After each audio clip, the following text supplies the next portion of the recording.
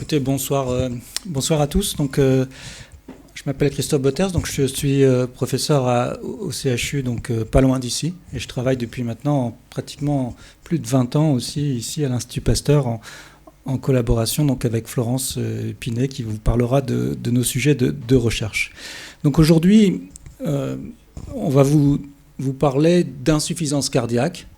Et donc essentiellement, moi je vais vous parler de la problématique clinique de l'insuffisance cardiaque, et puis après donc on discutera de toutes les recherches qui sont en cours ici à Pasteur sur cette pathologie. Alors d'abord un petit mot d'introduction. Je pense que c'est peut-être pas un terme qui vous est inconnu. Je pense que l'insuffisance cardiaque c'est quelque chose dont on entend parler beaucoup parce que c'est une maladie qui est fréquente et qui pose des problèmes de traitement. Donc en pratique, qu'est-ce que c'est qu'avoir une insuffisance cardiaque ? Eh bien c'est avoir un cœur qui n'est plus capable de faire face donc aux besoins normaux de l'organisme, tout simplement parce que ce cœur il a grossi ou il est à capacité de contraction, donc qui a diminué. Donc c'est une pathologie très fréquente, une pathologie qui est évidemment plutôt plus fréquente chez les personnes qui ont un certain âge que chez les gens jeunes, mais ça peut survenir aussi chez les enfants en fonction des pathologies. Donc vous avez sur cette image un exemple d'une radiographie toute simple, comme on faisait déjà il y a 50 ans et qu'on continue de faire encore, une radiographie du thorax sur laquelle vous voyez au centre donc la partie blanche qui est l'ombre cardiaque, qui dans ce cas-là est évidemment beaucoup trop grosse par rapport à ce qui est attendu. Donc là, vous avez un cœur d'une personne qui a une insuffisance cardiaque évoluée. Ça prend la place dans le thorax et donc ça remplit une position qui normalement est réservée aux capacités pulmonaires. Donc cette radiographie témoigne d'une insuffisance cardiaque qui est déjà une insuffisance cardiaque qu'on peut dire évoluée.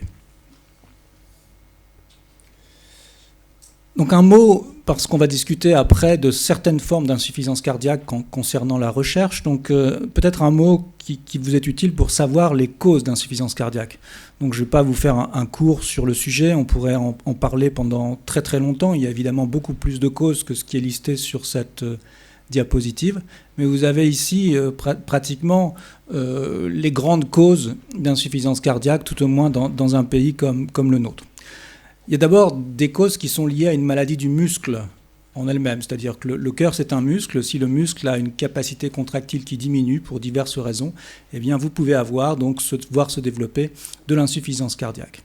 La deuxième grande cause sont les maladies des valves cardiaques. Là, je pense que vous avez déjà aussi entendu parler de ça. Ces valves sont les petites portes qui se situent entre les cavités cardiaques et entre le cœur et les vaisseaux. Et donc, quand celles-ci sont malades, qu'elles soient rétrécies ou qu'il y ait des fuites au niveau de ces valves, on peut avoir se développer donc de l'insuffisance cardiaque parce que le cœur ne fonctionne plus normalement. Et la dernière des causes, c'est celle que je vais beaucoup discuter avec vous aujourd'hui parce que c'est probablement la plus fréquente, tout au moins dans la région, et c'est aussi celle qui est à la base de nos études, donc avec le docteur Pinet. Donc ce sont les maladies des artères du cœur, ce qu'on appelle l'athérosclérose, donc ces rétrécissements sur les artères qu'on appelle les artères coronaires, et en particulier donc une complication grave de cette atteinte des artères coronaires qui est la survenue de ce qu'on appelle un infarctus du myocarde. Donc on va rediscuter un petit peu de ces termes, et vous allez comprendre qu'à la base de l'insuffisance cardiaque se situe souvent donc un infarctus du myocarde de taille plus ou moins importante, mais souvent importante pour entraîner ces problèmes de fonctionnement du cœur.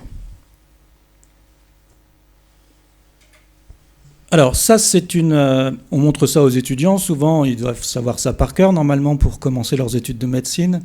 Après, on a le droit d'oublier un peu, mais pas trop quand on est cardiologue. Donc ça, c'est en fait une vue un peu imagée de ce qu'est un cœur. C'est très simplifié. Vous avez la partie blanche donc, qui correspond au muscle en lui-même, et puis vous avez le gros vaisseau qui part vers le dessus, qui est l'aorte, qui est le vaisseau qui distribue le sang dans l'organisme. Et vous voyez qu'il y a deux petites artères qui partent du début de l'aorte, qui sont les petites branches qui vont se ramifier autour du cœur. Ces branches sont extrêmement importantes, c'est ce qu'on appelle les artères coronaires.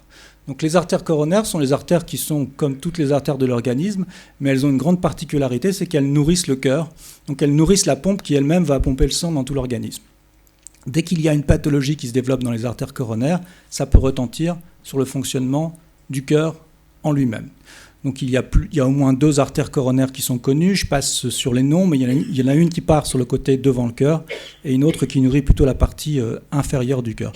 C'est des petites choses, hein. Le cœur n'est pas plus gros que mon poing, votre cœur, et les artères coronaires dont on parle sont des choses qui font à peu près 2 à 3 mm de diamètre. Donc ce sont des grosses allumettes. Mais vous savez aussi que les cardiologues ont des moyens maintenant d'en faire des images par des techniques assez précises et même d'intervenir, on va en parler un peu, à l'intérieur de ces petits vaisseaux quand c'est nécessaire. Alors, quelle est la maladie dont on parle? Quelle est cette maladie qui va être le point de départ de cette maladie des artères coronaires et qui après va entraîner l'insuffisance cardiaque? Donc c'est une maladie que vous avez peut-être entendu, peut-être ce mot déjà, donc c'est le mot d'athérosclérose. On disait avant artériosclérose, athérosclérose comme je l'ai écrit, c'est probablement plus adapté. Donc c'est une maladie qui débute souvent très tôt dans la vie des sujets, parce que ce n'est pas encore des malades à ce stade-là. Bien des personnes qui ont 20-30 ans, qui sont en parfaite santé, ont un début déjà d'athérosclérose, et puis ça évolue sur 10 ans, 20 ans, 30 ans, 40 ans. Et à un certain moment, il va y avoir possibilité de complications. Donc ce que vous avez là sur cette vision, donc c'est une artère avec la partie qui reste ouverte sur le côté droit de la diapositive, et puis à l'intérieur, vous voyez ici, toute cette zone qui a été occupée par un tissu qui est à la base du cholestérol et puis d'autres cellules qui se sont développées dans la paroi de l'artère et qui va tendre à la rétrécir, cette artère. Donc entraîner ce qu'on appelle un rétrécissement. Il y a tout le monde ne fait pas de l'athérosclérose au même niveau, certains en font beaucoup plus que d'autres, surtout certains en font plus tôt que d'autres. Et ces choses, on a pour expliquer cette différence d'évolutivité, donc il y a ce qu'on appelle des facteurs de risque, c'est-à-dire qu'il y a des gens qui associent plusieurs facteurs de risque et qui ont donc des formes plus évolutives d'athérosclérose. Les facteurs de risque qui sont les plus connus actuellement, là encore, ils sont sur cette diapositive. Je pense que c'est des choses que vous connaissez déjà un peu, surtout si vous avez dans vos proches des personnes, il y en a beaucoup qui ont déjà eu ce type de maladie. Donc les grands facteurs de risque qui expliquent le développement de l'athérosclérose et donc de la maladie des artères coronaires, c'est le tabac, c'est évidemment un pourvoyeur important, l'hypercholestérolémie, on en reparlera peut-être un peu aussi, l'hypertension artérielle, donc ce sont des choses qui s'associent potentiellement et qui ont des effets délétères. Et puis ensuite, le diabète, l'obésité, donc l'obésité, la surcharge de poids. Et puis ce qui va un peu avec l'obésité, souvent, c'est la sédentarité, donc des personnes qui ont une activité physique qui n'est pas aussi importante qu'elle devrait l'être. Donc on appelle ça les facteurs de risque, et ça va développer donc le risque d'athérosclérose, ça va entraîner le développement de ces plaques dans les vaisseaux. Alors, ouais, je vais vous montrer quelques vues de radiographie des artères coronaires. Je vous avais dit c'est tout petit, hein, c'est 3-4 mm maximum à l'endroit où c'est le plus gros de diamètre. On est sur ce qu'on appelle des coronarographies. Donc les cardiologues vont aller injecter à l'intérieur de l'artère coronaire, peut-être certains d'entre vous en ont déjà eu ce type d'examen, sous anesthésie locale, donc un produit qui est opaque au rayon X et on voit très très bien, donc très facilement, l'intérieur des artères coronaires. Et ce que vous avez à voir sur cette vue-là, c'est essentiellement qu'à l'endroit où il y a une petite flèche où il est marqué sténose coronaire, il y a effectivement un rétrécissement. Ça, il faut le comprendre, eh bien, c'est parce qu'il y a eu dans la paroi de l'artère, comme je vous le montrais avant, le développement d'une plaque d'athérome suffisamment importante pour finalement rétrécir la lumière du vaisseau et faire qu'il y ait cet aspect effilé de l'artère qui est très rétréci à cet endroit-là. Donc ça va gêner, lorsque ça va devenir serré, le passage du sang. C'est-à-dire qu'on va avoir un passage de sang qui va être moins possible parce que le tuyau est rétréci. C'est simplement de la physique toute simple et on peut comprendre ça facilement.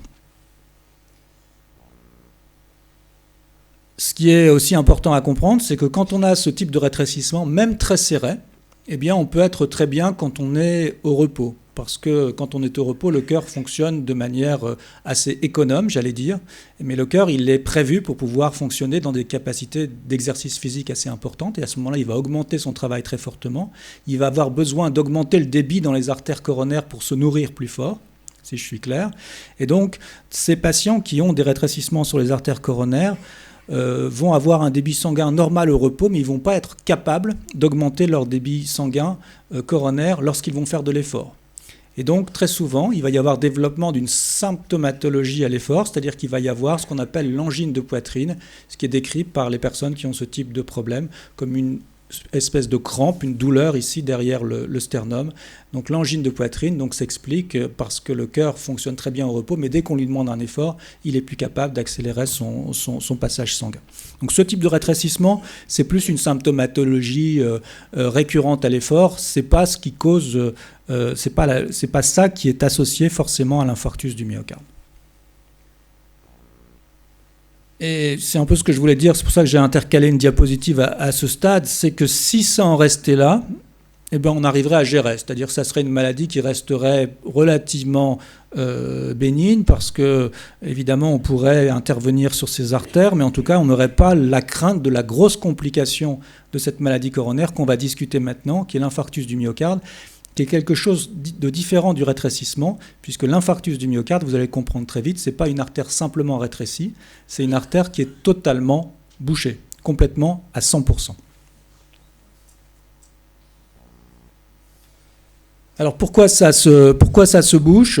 Bon, je suis désolé, c'est des photos un peu spectaculaires, mais c'est fait pour vous marquer aussi l'esprit, pour qu'on comprenne. Ça se bouche parce qu'il y a au niveau de la plaque d'athérome une complication qui se passe. Cette belle plaque d'athérome jaune que je vous avais montrée au départ, elle va se casser, se fissurer, et donc il va y avoir un point d'appel à la formation d'un caillot de sang à l'intérieur de l'artère coronaire. Donc ce caillot de sang va entraîner progressivement une occlusion, et donc l'artère va se boucher complètement parce qu'il va y avoir sur la plaque d'athérome donc cette fracture et cette rupture de la plaque. Je crois que j'ai une autre image ici qui est encore plus importante, puisque dans ce cas-là, l'artère coronaire, vous le voyez, c'est un peu comme ça qu'il faut imaginer les choses, elle est complètement remplie donc par un caillot, et dans ce cas-là, le sang ne passe plus, c'est-à-dire qu'il y a une obstruction complète du vaisseau, et vous comprenez que derrière ce vaisseau, à l'endroit où le muscle était nourri par ce sang, eh bien, il va se passer des choses, et il va se passer ce qu'on appelle un infarctus du myocarde. Donc on peut, quand on fait des coronarographies aux patients, on voit très très bien cette situation d'infarctus. Là, je vous montre une coronarographie qui est réalisée en urgence lors d'un infarctus du myocarde. Donc on fait évidemment, pour avoir une action thérapeutique, très souvent des coronarographies en urgence dès lors qu'il y a un infarctus qui survient. On essaye d'aller très vite, dans le quart d'heure, dans la demi-heure, pour pouvoir déboucher l'artère aussi vite que possible. Mais là, vous avez la première image qui est réalisée au moment de cette occlusion, et on voit bien que l'artère est totalement bouchée. C'est-à-dire qu'on ne parle plus d'un simple rétrécissement, on parle là d'une occlusion totale, avec les conséquences d'amont qui sont l'ischémie du muscle, et après la nécrose potentielle de toute la partie qui est derrière ce vaisseau. Donc c'est vraiment le mot-clé, c'est-à-dire que le passage du sang est impossible. Même au repos, là, les patients en général ont une symptomatologie qui est extrêmement brutale. C'est complètement différent, ce n'est pas du tout des douleurs à l'effort. Ce sont des personnes qui d'un seul coup ont une douleur dans la poitrine qui va survenir au repos, parfois la nuit, à n'importe quel moment, et qui ne va pas passer, qui va pas avoir tendance à diminuer, qui va plutôt avoir tendance à se majorer et à persister. Donc ça nécessite l'appel de, vous le savez ici dans notre région et en France en particulier, de faire le 15, appeler le SAMU, donc pour se rapprocher très vite d'un centre cardiologique. Donc ça, c'est l'infarctus du myocarde, c'est la nécrose du muscle cardiaque. Donc cette nécrose, quand elle survient, ça dépend de l'endroit où vous avez... C'est toujours une malchance de boucher une artère coronaire, de faire un infarctus, mais on le sait bien, dans nos patients, il y a ceux qui font un petit infarctus et ceux qui font un infarctus de taille plus importante. Il vaut toujours mieux, évidemment, faire un infarctus de taille modérée, parce que le cœur va être capable de l'assumer, de compenser beaucoup plus facilement que si l'infarctus est de taille importante. Donc ça dépend de l'endroit où ça se passe sur l'artère coronaire. Il vaut mieux que ça se passe plutôt au bout de l'artère coronaire, tout au bout, plutôt qu'à son départ, parce que si ça se passe au départ, comme la photo que je vous avais montrée avant, où il y avait une occlusion très proximale, juste au début de l'artère, c'est beaucoup plus grave, parce que la zone qui va souffrir va être plus importante. Donc là, vous avez un exemple d'un infarctus qui est survenu donc sur ce cœur, sur ce schéma. C'est un infarctus qui est déjà de taille assez importante, puisque vous voyez toute la partie qui est rose sur la diapositive, c'est la partie qui va ne plus être capable de vivre, en fait. L'infarctus, c'est une nécrose d'un muscle avec des cellules musculaires qui vont donc mourir en quelques heures et être remplacées après par une cicatrice fibreuse. Donc ça va être quelque chose qui va permettre au cœur de rester à peu près en forme, mais il aura perdu sa capacité de se contracter à cet endroit-là. Donc il va perdre sa capacité de force, de contraction, il va perdre sa fonction. Donc globalement, c'est le point de départ de toutes les complications dont on va vous parler ce soir.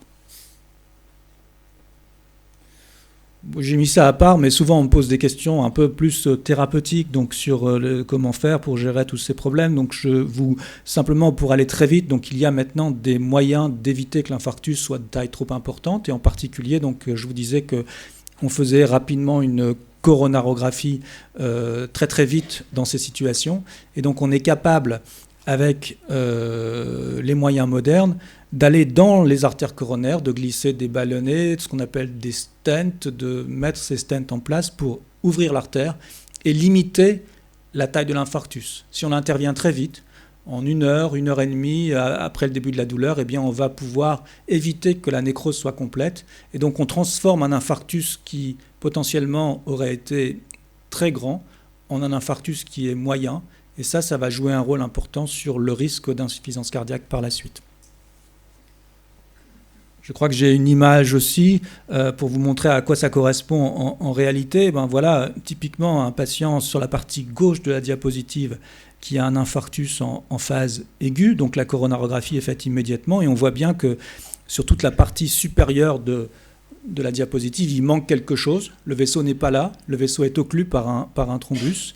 Et très rapidement, donc, il y a un stent qui est posé à l'intérieur du vaisseau. C'est la partie droite de la vue. C'est la même personne, c'est le même patient. Simplement, ça, c'est juste à l'entrée et ça, c'est 10 minutes après. Et donc, vous voyez que quand on a posé le stent sur l'endroit où c'était tout à fait bouché, eh bien, on est capable de rouvrir ce vaisseau. Le sang passe de nouveau et donc le muscle ne souffre plus à partir de ce moment-là. Le vrai problème, c'est le délai qu'il y a eu entre le moment où on a pu faire l'intervention et le début de la douleur, le début de l'infarctus. Comme je vous le disais avant, ça va vite, hein, au bout de 6 heures, 12 heures maximum, donc un infarctus est totalement constitué. Ce type d'intervention n'a plus beaucoup d'efficacité quand il est fait trop tard. Donc il faut le faire vraiment en très grande urgence. Donc au plus vite on ouvre, au moins la taille de l'infarctus sera importante. Donc, qu'est-ce qu'on sait maintenant donc, en 2016 de cet infarctus et de l'insuffisance cardiaque en conséquence? Donc, c'est que c'est une pathologie qui s'est quand même améliorée en pronostic beaucoup, mais c'est une pathologie qui reste relativement fréquente, très fréquente on peut dire. Donc, les traitements ont fait de très gros progrès. Il faut parler de chiffres, hein. Je sais bien que ça ne s'applique pas à une personne en particulier, c'est plus sur des grandes séries de patients qu'il faut raisonner, mais donc le risque de décéder d'un infarctus est maintenant très réduit quand on est pris en charge rapidement. Donc on estime que c'est moins de 5% des patients qui sont hospitalisés, même s'il y a encore tout ce problème des personnes qui n'arrivent jamais à l'hôpital parce qu'ils n'y vont pas très vite et puis ils ont des complications avant de nous arriver dans les hôpitaux. Néanmoins, donc, les progrès sont incontestables. Et donc, les patients qui ont ce type d'infarctus, ils sortent au bout de quelques jours de l'hôpital. C'est relativement bref maintenant, nos hospitalisations, 2-3 jours, quelquefois un peu plus. Mais ils sortent avec des séquelles au niveau de leurs muscles cardiaques qui sont variables, qui sont variables en fonction donc, de la taille de cet infarctus. Il y a une hétérogénéité importante dans les conséquences des infarctus du myocarde. Et ça va donc gouverner le risque d'insuffisance cardiaque par la suite. Donc pour revenir donc sur ce problème d'insuffisance cardiaque, post-infarctus, dans la suite d'un infarctus, donc elle concerne évidemment, vous l'avez bien compris, surtout les patients qui ont fait un infarctus de taille importante. Elle va être liée à un phénomène qu'on appelle le remodelage. Je pense que Florence va vous utiliser ce terme, remodelage du cœur, remodelage cardiaque. En fait, qu'est-ce que ça veut dire? Ça veut dire que le cœur, dans les mois qui suivent l'infarctus, il va avoir tendance à se dilater progressivement. Il va devenir plus gros.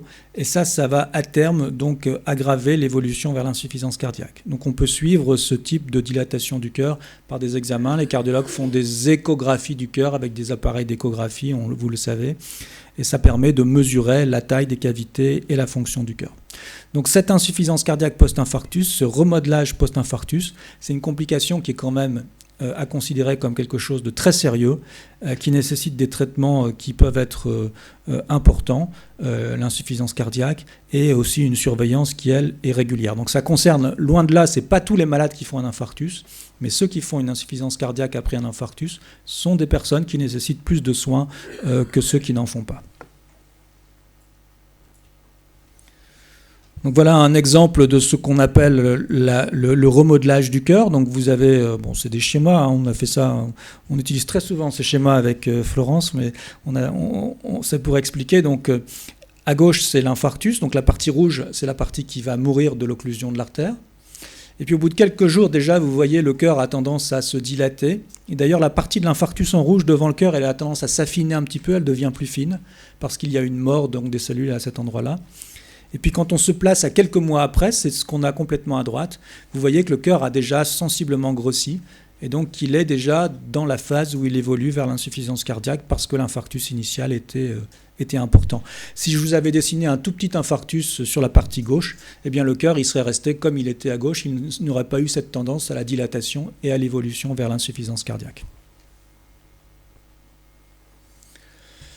Donc, qu'est-ce qu'on fait dans notre équipe? D'abord, Florence vous le réexpliquera, donc on essaye toujours de partir de situations cliniques. Donc, on associe dans l'équipe donc des chercheurs qui ont leur objectif de trouver des réponses à des questions scientifiques, mais aussi des médecins qui donc se posent des questions pour les patients, et on essaye de faire combiner tous ces objectifs. Donc, il y a, parmi les choses que l'on souhaite faire, celle de trouver des marqueurs, on appelle ça des biomarqueurs parce que ce sont des marqueurs qui se trouveraient dans le sang, sur une simple prise de sang, et qui pourraient permettre de prédire l'évolution des patients vers l'insuffisance cardiaque, c'est-à-dire de mieux savoir au moment de l'infarctus, ou tout au moins relativement tôt après l'infarctus, les patients qui risquent de développer de l'insuffisance cardiaque et ceux qui sont plutôt à très faible risque, de manière à mieux les surveiller, les traiter préventivement, les prendre en charge. Donc c'est un peu, si je puis dire, un peu d'anticipation sur des dosages sanguins pour savoir ce qui risque de se passer, même si c'est jamais une science totalement exacte, et donc améliorer les possibilités thérapeutiques. Et ce qui nous intéresse donc, c'est deux choses. C'est après un infarctus de taille importante, prédire l'évolution vers la dilatation du cœur, vers le remodelage. Et puis on a une autre thématique dont Florence vous parlera aussi, sûrement, c'est pour des patients qui sont déjà avec une insuffisance cardiaque importante, donc qui ont déjà une insuffisance cardiaque qui est caractérisée, connue par les cardiologues, eh bien on veut appliquer la même stratégie avec des biomarqueurs pour savoir ceux qui vont avoir une possibilité de s'aggraver et ceux dont on sait que la situation va rester stable. Et là encore, ça nous permet de mieux choisir les traitements et de mieux surveiller ceux qui sont à plus haut risque. Donc les questions, c'est ça, c'est une prise de sang peut-elle prédire le risque de remodelage cardiaque, le risque de dilatation du cœur durant l'année après l'infarctus? Est-ce qu'on peut anticiper ça ou est-ce qu'il faut simplement attendre que ça se passe? Est-ce qu'on peut le savoir à l'avance? Et donc dans ce cas-là, donc, l'étude que l'on a réalisée et dont Florence vous parlera, c'est une étude sur un certain nombre de patients, un grand nombre de patients qui ont eu un certain nombre d'échographies cardiaques lors d'une année après un infarctus. Donc on a mesuré l'évolution des ventricules et on a réalisé plusieurs prélèvements sanguins pendant toute cette phase d'évolution. Donc on a à disposition pour faire de la recherche à la fois la caractérisation du remodelage. Il y a des patients qui remodèlent beaucoup et d'autres qui remodèlent beaucoup moins. Et on a des échantillons sanguins qui correspondent à toutes ces situations. Et on peut donc comparer, chercher des marqueurs qui se trouvent plutôt dans une situation que dans une autre. L'autre étude qu'on utilise aussi assez souvent, donc c'est la deuxième question, c'est des patients qui ont déjà de l'insuffisance cardiaque, tous, et qui sont suivis donc à l'hôpital cardiologique à Lille, et pour qui on a aussi un prélèvement sanguin. Et donc on essaye, en les suivant pendant de nombreuses années, en voyant ceux qui ont des complications, ceux qui n'en ont pas, de pouvoir anticiper le risque de complications dans ce type de situation par des marqueurs, des biomarqueurs dont on va discuter après. Alors à ce stade, on a discuté évidemment avant une réunion comme celle de ce soir, où on parle un peu, on réfléchit à ce qu'on va dire, un peu. Et donc avec Florence, on s'est dit quel va être le sujet et qu'est-ce qui pourrait intéresser donc les personnes qui seront là.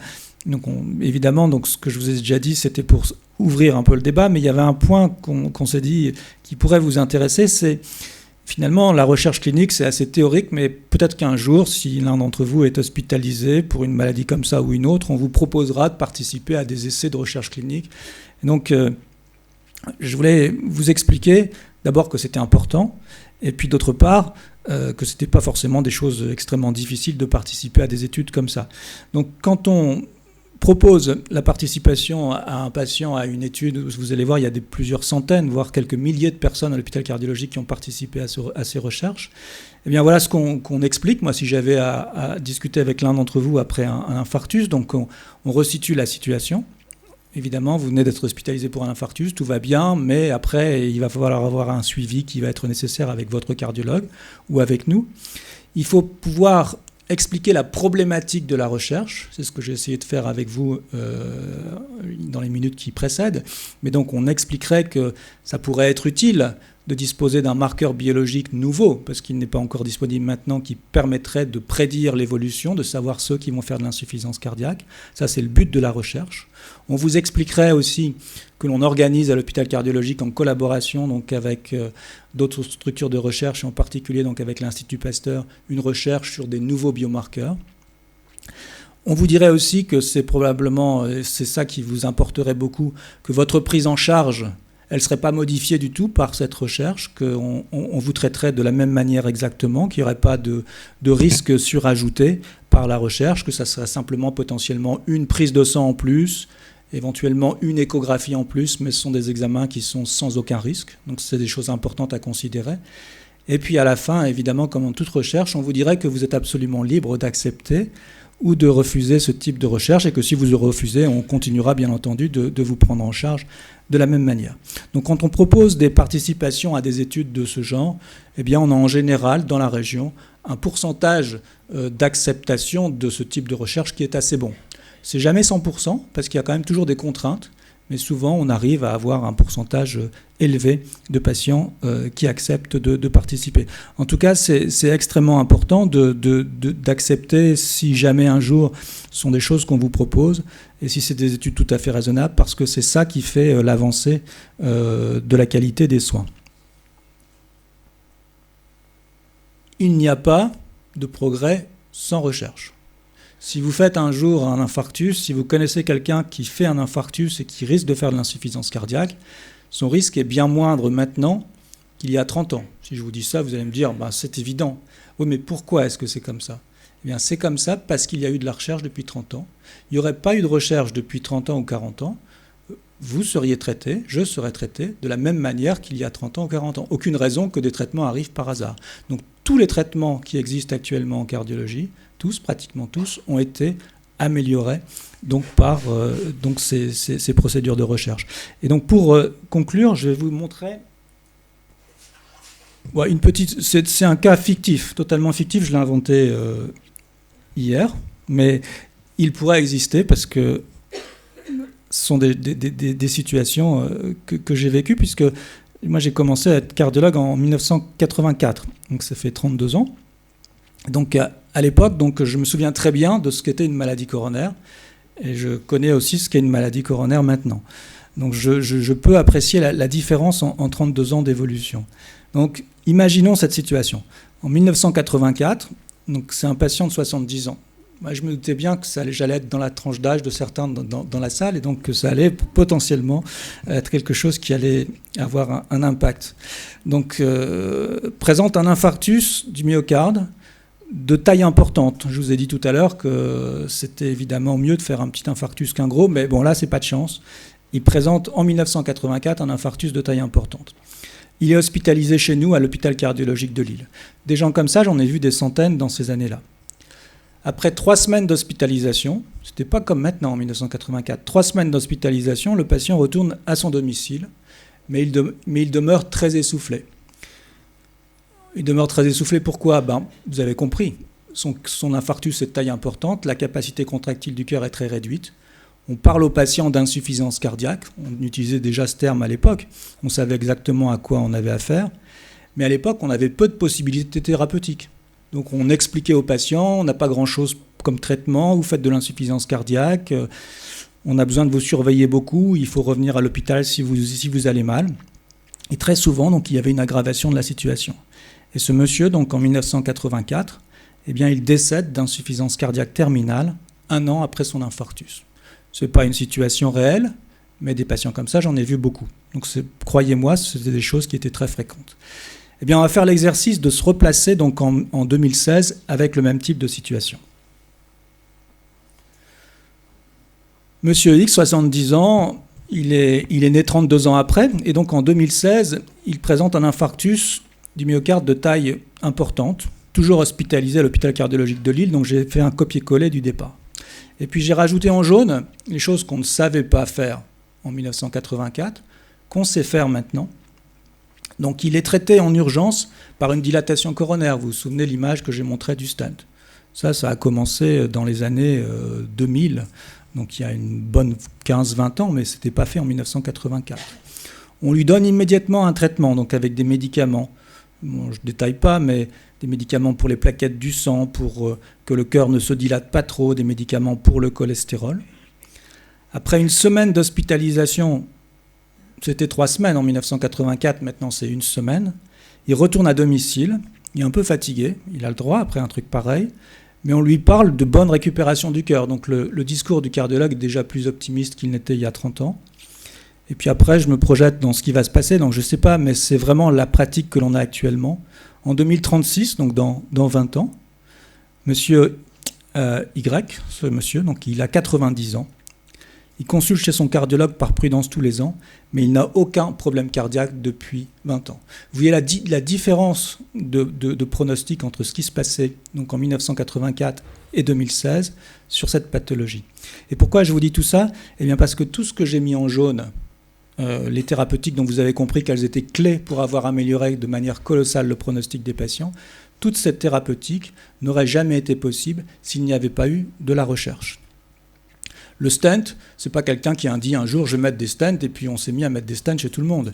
Il y a eu des dizaines de milliers de patients qui ont été comparés entre stent ou pas stent, tel type de stent, autre type de stent, pour savoir si on améliorait les choses. Les médicaments pour les plaquettes du sang, les statines, les bêta-bloquants, les médicaments qui jouent sur le remodelage du cœur, ils ont tous été comparés dans des études contrôlées, dans de la recherche tout à fait prospective, pour avoir la démonstration que ça marche.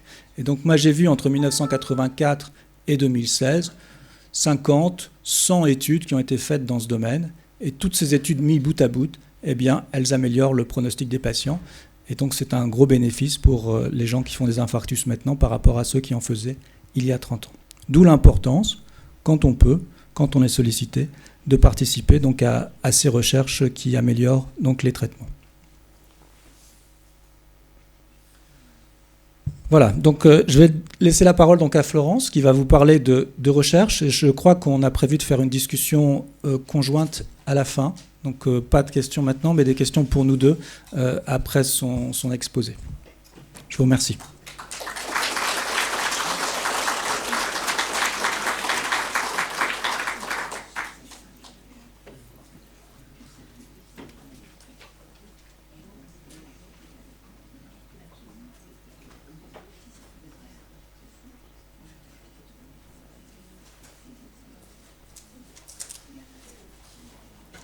Donc maintenant, on va être sur le versant de la recherche. Donc le professeur Christophe Botters vous a montré qu'on avait beaucoup amélioré la prise en charge des patients, mais on a toujours quelques problèmes avec certains patients. Et donc c'est pour ça que l'on travaille ensemble.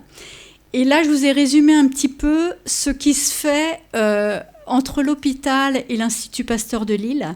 C'est ce qu'on appelle, on fait de la recherche translationnelle. Pour découvrir des biomarqueurs qui vont être associés aux maladies cardiovasculaires et en particulier au risque de décès des patients atteints d'insuffisance cardiaque. Alors, je vous ai mis des mots qu'on utilise tout le temps quand on fait de la recherche translationnelle. De la paillasse au lit du malade. Donc, de la paillasse, c'est ce qu'on fait dans le laboratoire.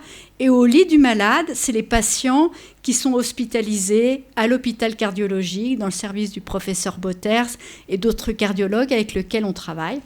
Et vous voyez, je vous ai représenté ici, donc on a les cohortes de patients, donc les fameuses études dont il vous a parlé, sur lesquelles on va revenir, et on a tout un panel de technologies qu'on va utiliser pour trouver des biomarqueurs. Donc ça sera pour l'aspect clinique. Mais nous, on continue aussi dans le laboratoire d'essayer de comprendre donc, tous ces biomarqueurs, pourquoi ils vont être associés aux pathologies. Et on essaye de comprendre pourquoi, avec un objectif qui pourrait d'améliorer encore les thérapeutiques. Alors, pourquoi étudier le comportement des protéines du cœur ? Donc, Christophe Boters vous a montré la pathologie, qu'est-ce qui se passe au niveau du cœur. Et si on revient un peu c'est quoi le cœur ? C'est comme une voiture. Et vous savez que pour une voiture, pour qu'elle fonctionne, il faut lui mettre de l'essence dedans. Il faut qu'il y ait des roues. Et en fait, le cœur, l'essence, ça va être le sang. Et il vous a bien montré que quand il y avait une occlusion, le sang ne passe plus. Et donc, le cœur ne bat pas ne se contracte pas, n'est pas dans les bonnes conditions. Et pour que le cœur se contracte, il faut aussi que toute la machinerie dans le cœur fonctionne normalement. Donc l'idée était de se dire que quand il y a un problème, un infarctus, une occlusion, il va se passer quelque chose au niveau des protéines et au niveau de la machinerie du cœur. Donc comment on va aborder ce type de recherche ? Donc on pourrait se dire, on va analyser le comportement des molécules des protéines dans le cœur, entre un cœur qu'on va dire normal et un cœur malade, en sachant que c'est quelque chose qui est déontologiquement pas possible, parce que c'est pas parce que vous allez avoir un infarctus qu'on va vous faire une biopsie du cœur pour essayer d'analyser les protéines qui peuvent être anormales au niveau du cœur dues à un infarctus. Donc on va essayer de travailler au niveau du plasma, donc d'où l'intérêt des études cliniques, c'est donc de pouvoir avoir des prélèvements de plasma de patients qui ont fait un infarctus ou qui vont être suivis dans le cadre des études cliniques. Alors là, je vous ai mis une diapo qui est un petit peu compliquée, qui est une diapositive que je présente en général aux étudiants pour leur expliquer pourquoi il faut travailler. Et donc là, j'ai voulu vous présenter un petit peu la diversité de ce qu'on appelle la diversité fonctionnelle chez l'homme par rapport à des invertébrés, comme par exemple une bactérie, un ver, ou même par rapport à des espèces murines comme le rat ou la souris. Donc l'ADN, vous avez tous entendu parler du génome humain. Donc vous voyez ici, on a à peu près, il y a 23 000 gènes. 23 000 gènes, vous voyez bien, bon ici on n'est pas 23 000, mais vous voyez bien que dans la population, on a une diversité qui est quand même plus importante que 23 000 catégories de patients. Et en fait, vous avez une molécule d'ADN qui va être transformée en une molécule d'ARN et qui va être ensuite traduite en protéines, et en plus les protéines vont pouvoir subir des modifications qui vont être différentes.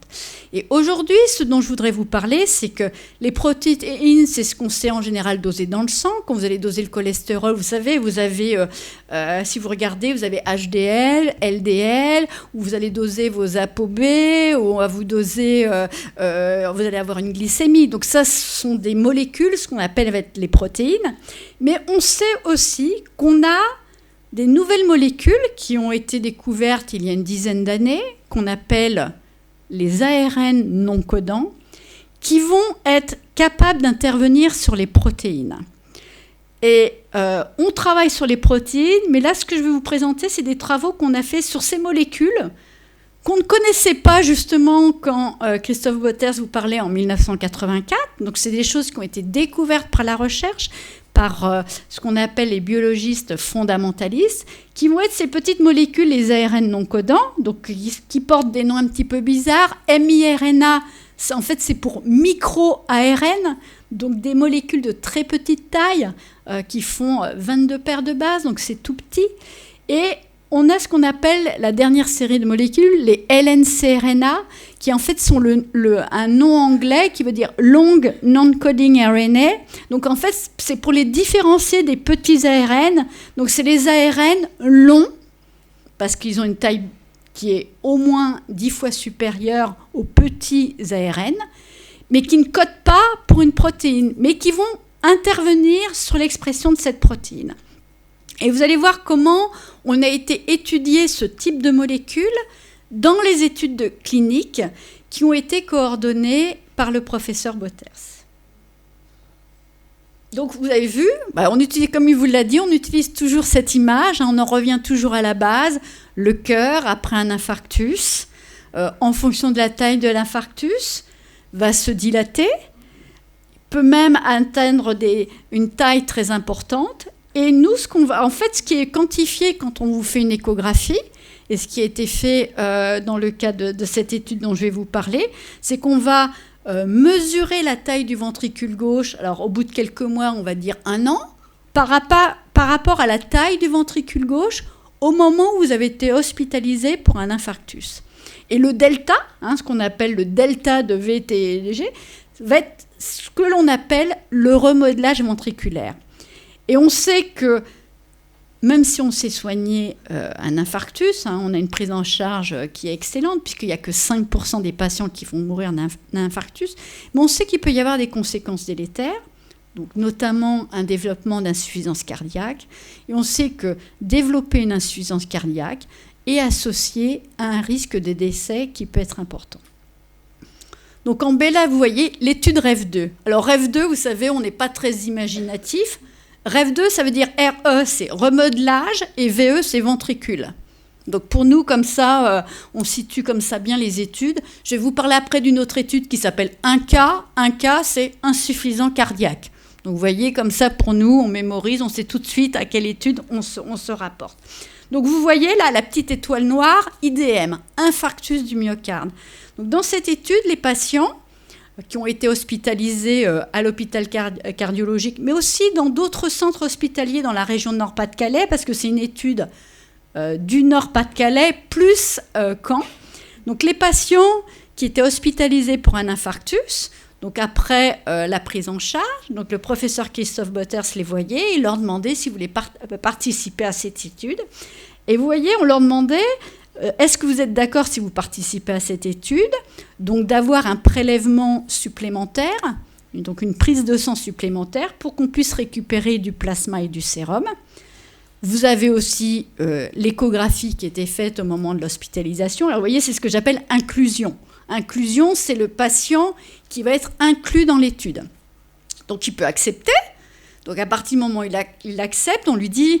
Alors, bien sûr, dans cette étude, il faudra revenir à l'hôpital au bout d'1 mois pour une autre prise de sang, parce que nous, on veut suivre. Vous voyez bien que le cœur, on voit bien qu'il évolue sur l'année. Donc, nous, on voulait voir comment ça se passait au niveau du plasma. Parce qu'on se disait, ce qui se passe au niveau du plasma reflète ce qui se passe au niveau du cœur. Donc, au bout d'1 mois, il fallait revenir à l'hôpital pour une prise de sang. On leur demandait de revenir 3 mois après, encore pour une prise de sang et puis une échographie, parce qu'on voulait vraiment vérifier ce qui se passait au niveau de la dilatation du cœur.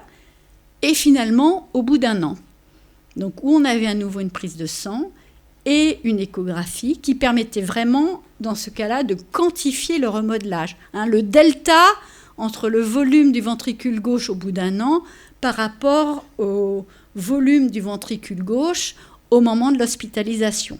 Alors, il faut bien savoir que dans cette étude, il y a eu très peu de perdus de vue. Les patients ont accepté de revenir, d'être suivis pendant 1 an, en sachant que même si vous avez accepté au moment de l'hospitalisation de faire partie de cette étude, vous avez tout à fait le droit d'arrêter parce que vous n'avez pas envie, vous déménagez, vous êtes parti. Mais bon, on a pu avoir quand même pour cette étude 226 patients. Donc c'est pas anodin, c'est, je dirais, l'étude qui, à mon avis, actuellement, est l'étude qui a recruté le plus de patients qui ont été suivis pendant 1 an avec une caractérisation du cœur extrêmement importante et très détaillée, des prélèvements qu'on appelle sériés, parce que pour le même patient, vous voyez, on a 4 prélèvements, puis après, nous, on les techniquait pour récupérer et du plasma et du sérum. Et en fait, on va utiliser ces échantillons pour nos études et pour rechercher des biomarqueurs. Alors en pratique, comment on va faire ? Donc ici, vous avez une courbe qui vous représente, en fait, donc comme je vous l'ai dit, il y avait 226 patients. Alors on a des techniques qui coûtent extrêmement cher, donc qui étaient un petit peu compliquées pour dire, là on va faire les 226 patients, on va doser dans tous les sens. Donc on a eu l'idée de regrouper les patients par rapport à leur delta justement de remodelage ventriculaire gauche. Et donc vous voyez bien que sur le début de la courbe, donc le rond rouge que j'ai mis, groupe sans RVG. Donc vous voyez bien qu'il y a des patients qui font un infarctus, qu'on a suivi pendant 1 an. Pas de problème, ils ont parfaitement récupéré. Donc pour nous, ce sont des contrôles idéaux, parce que ce sont des patients qui ont eu l'événement, un infarctus, qui sont traités. Et on va les comparer au même type de patients qui ont eu l'événement et qui sont traités, mais qui malheureusement pour eux, vous voyez, c'est ceux qu'on a mis en haut, qui ont eu un remodelage très élevé du ventricule gauche. Donc en fait, on va faire une étude avec 2 groupes qui sont complètement contrastés. Et je vous ai remis ici le petit schéma de l'étude REV2, et on a fait ça sur le premier prélèvement, donc au moment de l'hospitalisation. Donc c'était un choix de se dire, ce qu'on veut, c'est essayer de trouver des facteurs qui vont être prognostiques, qui peuvent expliquer, attention, peut-être cette molécule va permettre de prédire que ce patient va avoir un remodelage important. Donc comment on fait ça ? Donc pour nos petites molécules, enfin pas des petites puisque c'est des grosses molécules, donc les ARN non codants. Donc vous voyez qu'on en a criblé, il en existe 33 000. Donc vous voyez, c'est énorme, ça nous donne énormément de données, et donc c'est pour ça qu'on ne voulait pas le faire sur les 226 patients, c'est pour ça qu'on avait fait des groupes de 15 patients. Alors après, on utilise des analyses statistiques, donc je vous ai mis un vulcanoplot, et vous voyez que donc, sur les 33 000, on avait 768 molécules qui étaient sorties différentiellement exprimées, ça veut dire qu'ils n'avaient pas le même niveau entre les patients qui n'avaient pas remodelé, donc le groupe du bas, et les patients qui avaient beaucoup remodelé. Et donc, en fait, on se rend bien compte que pour des problèmes de coût, on ne pouvait pas tout doser. Donc, on a fait d'autres analyses et on a fait une sélection. Et on a décidé, donc vous voyez que par rapport à l'intensité du signal, parce qu'il fallait savoir bien les quantifier de manière correcte, une détection stable, vous voyez, l'entonnoir s'est encore réduit. On est passé de 768 molécules à 7 molécules. Donc là, c'est l'étape recherche. On trouve des cibles, mais ensuite, on n'en est qu'à la première étape. Deuxième étape, il va falloir valider ces molécules qu'on a identifiées. Et on va repartir sur notre étude, parce que vous avez bien vu, on avait fait des groupes de patients. Donc là, on va prendre ces 7 molécules qui étaient sorties à la fin de l'entonnoir, et on va les quantifier dans tous les prélèvements des patients de l'étude REV2 sur le premier prélèvement. Et vous voyez qu'on a trouvé 2 molécules, donc à partir de 7, on est arrivé à 2, et on s'est rendu compte que comme elles étaient fortement corrélées, on avait besoin que n'en utiliser qu'une seule. Donc on a considéré qu'on avait une molécule qui était validée et corrélée. Alors on l'a appelée, voilà son petit nom, on l'a appelée LIPCAR. Alors LIPCAR, c'est pour longue intergénie, enfin bon, je ne vais pas vous dire, mais bon, c'est un marqueur LNCRN qui est prédicteur du remodelage, donc LIPCAR. Donc je vais utiliser que ce nom-là après. Donc là, on l'a identifié. Et qu'est-ce qu'on en a fait ?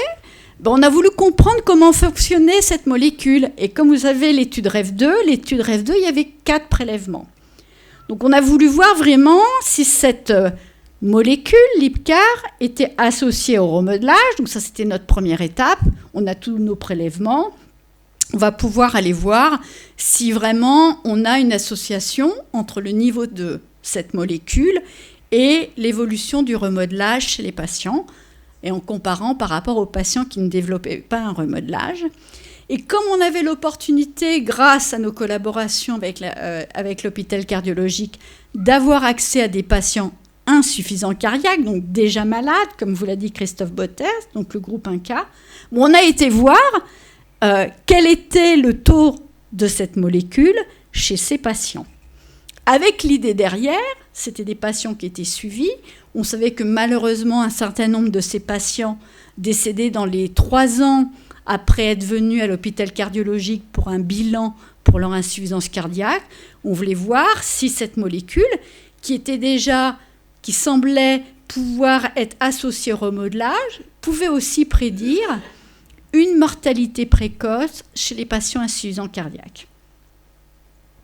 Donc, première question. Donc, vous voyez, alors là, je vous montre des résultats tels qu'on les présente dans les articles scientifiques, tels qu'on les a publiés. Donc là, en plus, on l'avait refait pour une revue française. Donc, vous voyez que le premier schéma vous présente le taux de cette molécule chez les patients 1 an après l'infarctus.